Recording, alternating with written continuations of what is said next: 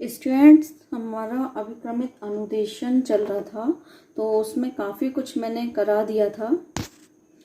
मैंने आपको अभिक्रमित अनुदेशन के बारे में समझा दिया था और हमारा जो मेन टॉपिक था कि हमारा जो रह गया था, बीच में ही छूट गया था, तो वो अभिक्रमित अधिगम या अनुदेशन के प्रकार रह गए थे, जो कि मैंने आपको 5 बताए थे। कौन कौन से बताए थे? रेखीय, शाखीय, गणितीय, स्वनिर्देशित अभिक्रम, कंप्यूटर आधारित अभिक्रम। 5 मैंने आपको बताए थे, लेकिन 3 बहुत ज़रूरी होते हैं, रेखीय, शाखीय और गणितीय। इन तीनों में से क्वेश्चन आंसर जरूर आ जाते हैं, तो उसके बारे में मैंने आपको बोला था कि ये मैं आपको बाद में समझा दूंगी, और ये हमारा बीच में रह गया था, तो लाइव क्लास में भी हमारा ये नहीं हो पाया था, और अब हम इसे अभी देखेंगे, क्योंकि लाइव क्लास के लिए ये है कि क्वेश्चन आंसर हो जाते हैं, तो ये अच्छा रहता है कि आपकी तैयारी भी संग संग चलती रहती है, तो इसीलिए इसे हम अभी देखेंगे। हमारे रेखीय, शाखीय, गणितीय ये बहुत ज़रूरी टॉपिक हैं, तो ये छूट गए थे। बाकी अभिक्रमित अनुदेशन मैंने आपको समझा ही दिया था कि क्या होता है अभिक्रमित अनुदेशन, तो थोड़ा सा हम देखेंगे कि अभिक्रमित अनुदेशन होता क्या है। तो अभिक्रमित अनुदेशन अनुदेशात्मक क्रिया को अनुदेशन और स्व अधिगम में परिवर्तित करने की तकनीक है। अभिक्रमित अनुदेशन अधिगम के क्षेत्र में प्रस्तुत की जाने वाली एक आधुनिक विधि है, ठीक है। और इसमें विषय वस्तु को या जो भी हम पढ़ा रहे हैं उसे छोटी छोटी श्रृंखलाओं में विभाजित किया जाता है, और इसमें अधिगम करता इन्हें पढ़कर सही या गलत अनुक्रियाएं करता है, गलत अनुक्रियाओं को ठीक करता है, सही अनुक्रियाओं की पुष्टि करता है। समझ आ गया था आपके? और पुष्टि करता मतलब अभिक्रमित अनुदेशन का अर्थ है किसी योजना के अनुसार शिक्षण और अधिगम की क्रिया को साकार रूप प्रदान करना। और इसका लक्ष्य क्या है? इसका लक्ष्य अधिगम को स्थायी बनाना। पुराने समय में ये विधि भारत और यूनान में बहुत प्रचलित थी, और इसका जो स्वरूप था वो प्रश्नोत्तर था पुराने समय में, और इस विधि का प्रयोग रेखा गणित के शिक्षण में बहुत किया गया है, ठीक है। इसमें से क्वेश्चन आ जाते हैं, पहले भी मैंने आपको बताया और अभी भी बता रही हूँ मैं। और अभिक्रमित अनुदेशन विधि के जनक कौन थे? इसके जनक थे अमेरिका के मानव वैज्ञानिक V.F. स्किनर और क्राउडर। स्किनर ने सीखने की प्रक्रिया को बहुत गहनता से अध्ययन किया, और अपने प्रयोगों के द्वारा वो किस निष्कर्ष पर पहुंचे कि प्रयत्न और प्रयोगों के द्वारा वो अपने प्रयोगों के द्वारा वो इस निष्कर्ष पर पहुंचे कि प्रयत्न और सफलता प्राप्त करने में सीखने वाले को प्रोत्साहन मिलता है, और वह सीखने में रुचि लेता है। और इसके 5 प्रकार मैंने आपको बता ही दिए हैं। अनुदेशन का अर्थ मैंने पहले ही बता दिया है कि अनुदेशन का अर्थ क्या होता है। तो अनुदेशन का अर्थ होता है आज्ञा देना या ज्ञान देना। ज्ञान को हम सुझाव के रूप में ग्रहण करते हैं, ठीक है। अनुदेशन शिक्षण प्रक्रिया का ही एक अंग है। और भारत में अभिक्रमित अनुदेशन की शुरुआत कब हुई थी? ये आ जाता है क्वेश्चन में। तो भारत में अभिक्रमित अनुदेशन की शुरुआत 1963 में हुई थी, और कहाँ हुई थी? इलाहाबाद विश्वविद्यालय में, ठीक है। और रेखीय, जो कि तीन बहुत जरूरी हैं आपके, तो रेखीय ये इसके जो जनक हैं वो हैं B.F. स्किनर, उन्होंने 1963 में ये प्रतिपादित किया था। और शाखीय इसके नॉर्मन ए क्राउडर हैं, उन्होंने 1954 में इसका प्रतिपादन किया था। और गणितीय जो है, जो इसका तीसरा प्रकार है, वो है उसके जो जनक हैं वो हैं थॉमस एफ गिलबर्ट, उन्होंने 1962 में इसका प्रतिपादन किया। तो यहाँ तक आपकी समझ आ गया होगा। और जैसा कि हम आज तीनों में से एक तो देख ही लेंगे, रेखीय आज हम देखेंगे। तो हमारा रेखीय चल रहा था। मैंने आपको बताया था कि अभिक्रमण प्रोग्रामिंग के प्रकार के बारे में मैंने आपको बता दिया था। और हमारे ये 3 प्रकार हैं, रेखीय, शाखीय और गणितीय। तो इनको शाखात्मक और मैथमेटिक्स के नाम से भी जानते हैं। तो आज हमारा रेखीय अभिक्रमण ये हम देखेंगे। चलिए शुरू कर देते हैं, क्योंकि काफ़ी दिन से ये हमारा रह गया था, तो इसे देखते हैं। इसके बारे में समझा दिया है मैंने आपको पहले भी, और जहाँ ज़रूरत होगी वहाँ मैं आपको समझा दूँगी। चलिए, इसके प्रतिपादक B.F. स्किनर 1955 थे। यह प्रोग्रामिंग ऑपरेंट कंडीशनिंग पर आधारित है, जो यह बताती है कि मानव व्यवहार को एक निश्चित दिशा दी जा सकती है तथा सार्थक तथा इच्छित व्यवहार सिखाया जा सकता है।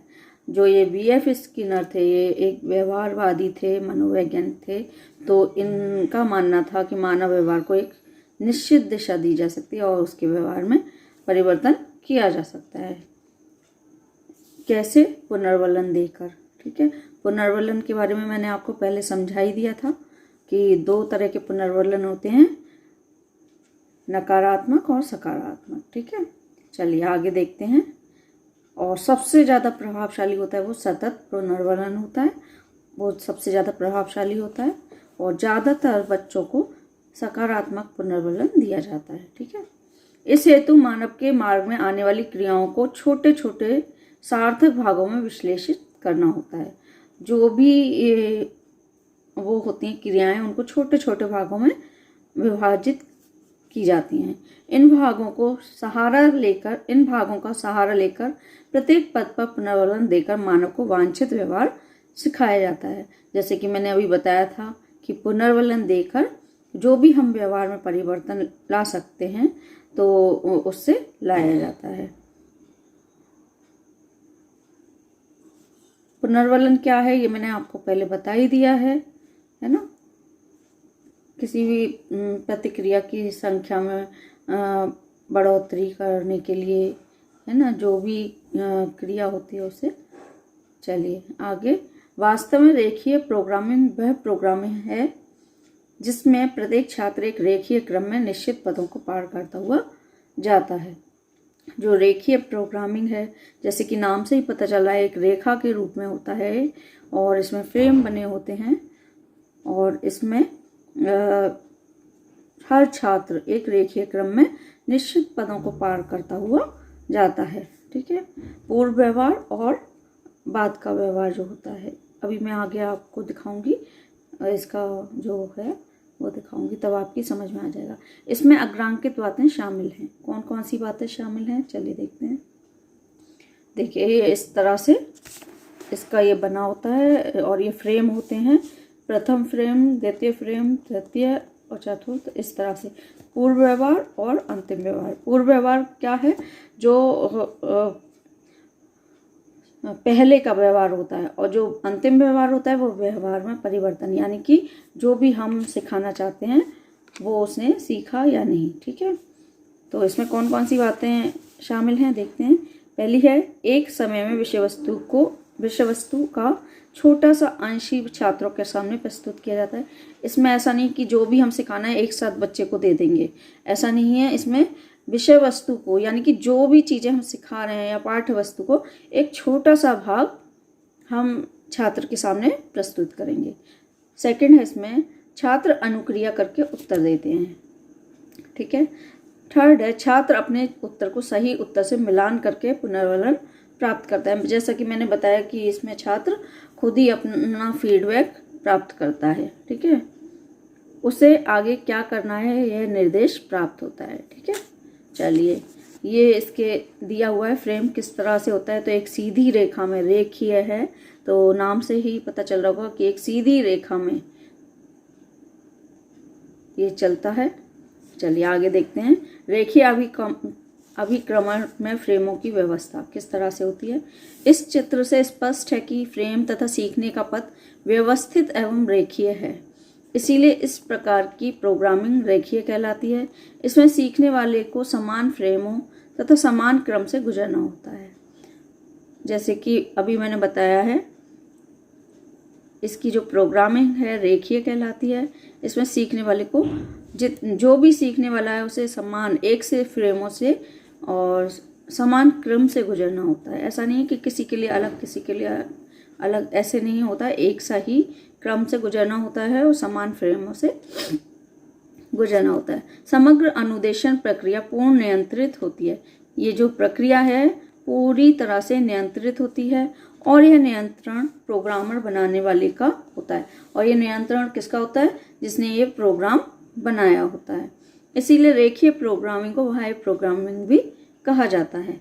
रेखीय प्रोग्रामिंग के अंतर्गत छात्रों के सामने शिक्षण सामग्री का एक छोटा सा पद अंश प्रस्तुत किया जाता है। जो रेखीय प्रोग्रामिंग है इसके अंतर्गत छात्रों के सामने जो भी शिक्षण सामग्री है या पाठ्य वस्तु है उसका एक छोटा सा अंश प्रस्तुत किया जाता है। फिर उसके बाद छात्र उसे अच्छी तरह समझकर संबंधित प्रश्न का उत्तर देते हैं। उस जो छोटा सा अंश है उसे समझकर छात्र उसी के अनुसार उससे संबंधित जो भी प्रश्न पूछे जाते हैं उनका उत्तर देते हैं। छात्र को उसका उत्तर सही या गलत होने का ज्ञान कराया जाता है। जैसा कि मैंने बताया कि इसमें छात्र स्वयं फीडबैक लेते हैं और उन्हें ये ज्ञान कराया जाता है कि आपका उत्तर सही है या गलत है। यदि उसका उत्तर सही है तो उसे पुनर्वलन मिलता है और फिर वह अगले पद की ओर आगे बढ़ जाता है। देखिए, अगर उसका उत्तर सही है तो उसे सकारात्मक पुनर्वलन दिया जाता है और अगर सही है तो वो आगे की फ्रेम में जाता है, नहीं तो उसी जो भी पहला फ्रेम है उसे दोबारा से रिपीट कराया जाता है। ठीक है, इस तरह एक पद के पश्चात प्रश्न, प्रश्न के पश्चात उत्तर, पुनर्वलन और फिर दूसरा पद। इसमें क्या होता है, पहले प्रश्न, एक पद के बाद प्रश्न पूछे जाएंगे उससे संबंधित, उसके बाद उत्तर दिए जाएंगे और उसके बाद पुनर्वलन, फिर दूसरा पद में जाना है। ऐसा नहीं है कि प्रश्न नहीं पूछे और उत्तर भी नहीं लिया और दूसरे पद में चले गए, ऐसा नहीं होगा। एक रेखीय क्रम में श्रृंखलाबद्ध तरीके से।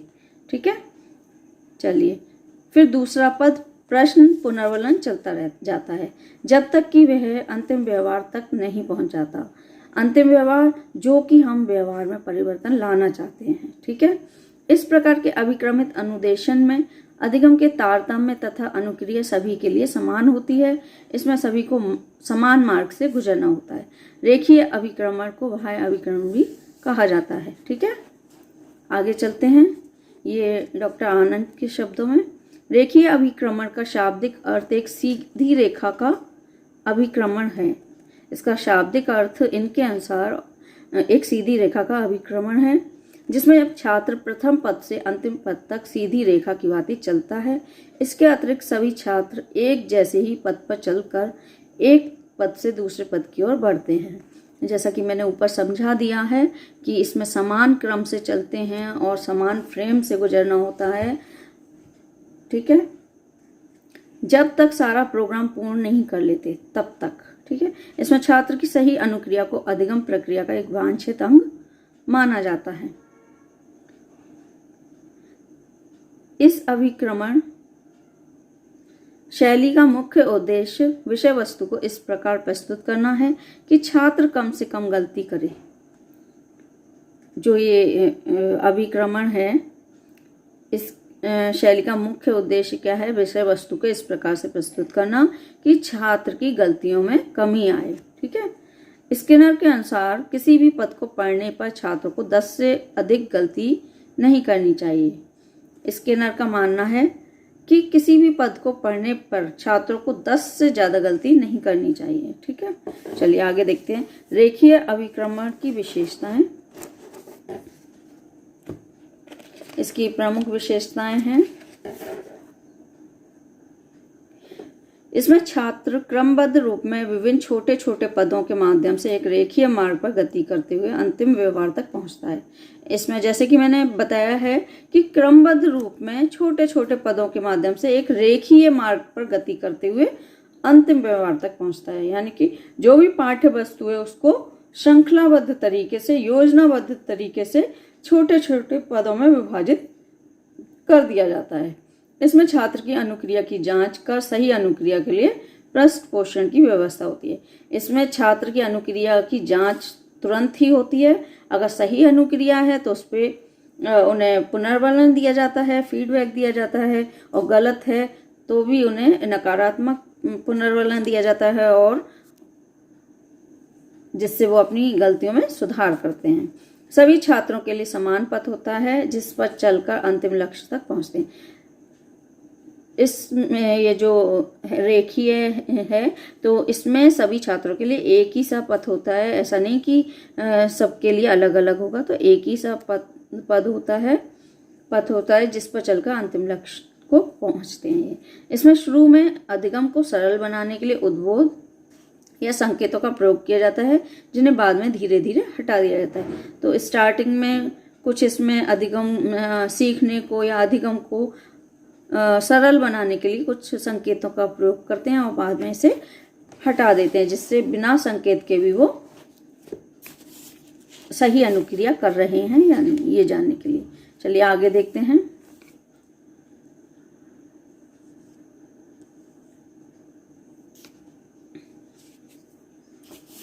आगे है अनुक्रिया तथा उसके क्रम पर नियंत्रण रखा जाता है। जो भी अनुक्रियाएं हैं और उसका जो क्रम है उस पर नियंत्रण रखा जाता है। इस अभिक्रमण में शिक्षण सामग्री का निर्माण तथा प्रस्तुतिकरण इस प्रकार किया जाता है कि छात्र की त्रुटि की संभावना लगभग खत्म हो जाती है। जो ये अभिक्रमण है रेखीय, इसमें शिक्षण सामग्री का निर्माण और प्रस्तुतिकरण इस प्रकार करते हैं कि छात्र की गलतियों की संभावना बहुत कम हो जाए या खत्म हो जाए। यह मनोविज्ञान के अधिगम सिद्धांतों पर आधारित है। ये जो रेखीय अभिक्रमण है ये मनोविज्ञान के अधिगम के सिद्धांतों पर आधारित है। यह स्वयं अध्ययन के लिए पथ प्रशस्त करता है, जिससे विभिन्न मानसिक स्तरों के छात्रों को अपनी अपनी गति के अनुसार सीखने के अवसर प्राप्त होते हैं। ये रेखीय अभिक्रमण स्वयं अध्ययन के लिए पथ प्रशस्त करता है, जिससे विभिन्न मानसिक स्तरों के छात्रों को अपनी अपनी गति के अनुसार सीखने के अवसर प्राप्त होते हैं। उसके बाद है यह अभिक्रमण कठिन संप्रत्तियों को सरलता एवं सुगमता से स्पष्ट करने में सक्षम है। ये जो रेखीय अभिक्रमण है ये कठिन संप्रत्तियों को सरल और सुगम बनाने में सक्षम होते हैं। अधिगम के समय छात्र सक्रिय, क्रियाशील तथा तत्पर हो जाते हैं। ये जो रेखीय अभिक्रमण है इसमें जब अधिगम कराया जाता है या सिखाया जाता है कुछ भी पाठ्य वस्तु को, तो इसके समय में छात्र सक्रिय रहते हैं, क्रियाशील रहते हैं और सीखने के लिए तत्पर रहते हैं। आगे है शिक्षक के बिना छात्र सरलता से नया ज्ञान प्राप्त कर लेते हैं। जैसे कि मैंने बताया स्व अध्ययन की एक विधि है या स्व अध्ययन के सिद्धांतों पर आधारित है, तो इसमें शिक्षक के बिना भी छात्र सरलता से नया ज्ञान प्राप्त कर लेते हैं। इसमें छात्र की प्रत्येक सही अनुक्रिया को पुनर्वलित किया जाता है, जिससे अधिगम प्रक्रिया अधिक प्रभावशाली हो जाती है। इसमें छात्र की प्रत्येक सही अनुक्रिया को, जितनी भी सही अनुक्रिया वो करते हैं उनको पुनर्वलित किया जाता है, जिससे अधिगम प्रक्रिया और प्रभावशाली हो जाती है, जिससे वो सही अनुक्रियाओं की गिनती में बढ़ोतरी होती है। ठीक है। परंपरागत शिक्षण की तुलना में यह विधि ज़्यादा प्रभावशाली है। ये विधि ज़्यादा प्रभावशाली बताई गई है बजाय परंपरागत विधि के। रेखीय अभिक्रमण की सीमाएं, अब इसकी सीमाएं देख लेते हैं। इसमें सभी छात्रों के लिए एक ही क्रम दिया जाता है। छात्रों की व्यक्तिगत आवश्यकताओं को ध्यान में नहीं रखा जाता। जैसे कि मैंने बताया कि इसमें समान फ्रेम से, समान पद से गुजरना पड़ता है प्रत्येक छात्र को, तो इसकी ये एक तरह से इसकी नुकसान भी होता है कि इसमें सभी छात्रों के लिए एक ही क्रम दिया गया है। ना तो छात्रों की व्यक्तिगत आवश्यकताओं का ध्यान रखा गया है, ना उनकी क्षमताओं का ध्यान रखा गया है, ना रुचियों का। तो ये कहीं कहीं नुकसानदायक भी हो जाता है। इससे सृजनात्मक तथा उच्च उद्देश्यों की प्राप्ति नहीं होती। यह तथ्यात्मक पाठ्य वस्तुओं के शिक्षण में कम उपयोगी है। यह व्याख्यात्मक पाठ्य वस्तुओं के लिए ही होता है। इसमें ये जो व्याख्या हम किसी की करना चाह रहे हैं तो उसमें ये उपयोगी है, बजाय तथ्यात्मक पाठ्य वस्तु के लिए ये शिक्षण उपयोगी नहीं है ज़्यादा। इसमें अधिगम नियंत्रित परिस्थिति में होता है, अतः छात्रों को अनुक्रियाओं हेतु आज़ादी नहीं है। ठीक है। इसका निर्माण करना सरल नहीं है। कई बार प्रशिक्षण लेने के बाद भी अच्छा अभिक्रमण तैयार करना कठिन हो जाता है। ठीक है। ये इसका निर्माण करना इतना आसान नहीं है और प्रशिक्षण के बाद भी इसमें कुछ कमियां रह जाती हैं। इसके द्वारा सुधारात्मक शिक्षण संभव नहीं है। प्रतिभाशाली छात्र इसमें कम रुचि लेते हैं क्योंकि ये सबको ध्यान में रखकर ये बनाया जाता है। तो इसमें जो प्रतिभाशाली छात्र होते हैं वो जल्दी चीज़ों को समझ लेते हैं, सीख लेते हैं, तो उनका इसमें रुचि कम होती है। तो ये इसकी सीमाएं हैं। तो ये हमारा रेखीय अभिक्रमण आज फिनिश हो गया है। ये पहला है और इसमें मुझे जो भी लगेगा मैं और अच्छे से समझा दूंगी। कोई भी आपको प्रॉब्लम हो वो पूछ सकते हैं, कमेंट कर सकते हैं। और जो नए हैं चैनल पर सब्सक्राइब कर दीजिएगा और जो आते रहते हैं अभी तक चैनल सब्सक्राइब नहीं किया है तो वो चैनल को सब्सक्राइब जरूर कर दीजिए। लाइक शेयर कमेंट करते रहिए। Thanks for watching.